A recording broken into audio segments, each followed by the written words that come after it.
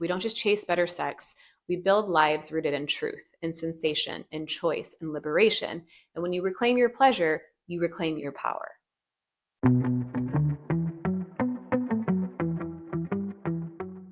Most people think this work is about sex, more connection, more sensation, more orgasm. And yes, those things happen and they matter, but that's not the whole story. Hey, my name's Elizabeth. I'm a certified intimacy and pleasure coach, and let's talk about it. So, when you start reclaiming your pleasure, your entire life starts to change, not just your body, but your boundaries, your confidence, your capacity to take up space, to feel joy, to say yes and mean it, to say no and mean it. This isn't about performing better in bed. It's about coming home to yourself. And when that happens, everything begins to rearrange itself around your truth. So here's the ripple effect of reclaiming your pleasure. You stop asking for permission to exist.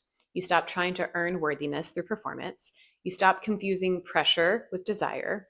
You start trusting your body's yes and honoring its no. You start choosing what actually feels good instead of what just looks good from the outside.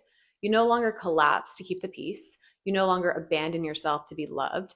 You walk through the world differently, rooted, open, unapologetically alive. Your voice gets louder, your self-concept gets clearer. You become someone who knows they are enough, not because someone else tells you, but because you feel it in your bones. These are some things my clients often tell me once this work starts to land. I feel safe in my body for the first time. I don't need to check out during sex anymore. I'm not afraid to ask for what I want in bed or in life. I feel more creative, more grounded, more like myself. I actually trust myself now. And that trust, it's everything. Because from there, you start speaking up in relationships, all of them, holding clearer boundaries, letting yourself be fully seen, taking bigger risks, saying yes to joy without guilt, letting go of what no longer fits and inviting in so much more of what does. This is about becoming someone who feels alive again, not just in bed, but in your career, in your friendships, in your creativity, in your presence, your skin. You become someone who doesn't just survive life, you feel it, you live it, you enjoy it. And from that place where you're no longer surviving, but actually inhabiting your life, the sex, it gets much better too. Because it's no longer disconnected, mechanical, or something you do out of obligation. It becomes real, rich, alive. You're not just going through the motions, you're present, you're open, and you're feeling. There's no more pressure or reason to perform because you're actually there in your body, in your breath, in your desire. And your capacity for pleasure deepens way beyond what you can imagine right now. Your orgasm gets fuller, more honest, more yours. You laugh more, you cry more, you stop holding back. Essentially, you're more expressed, more authentic.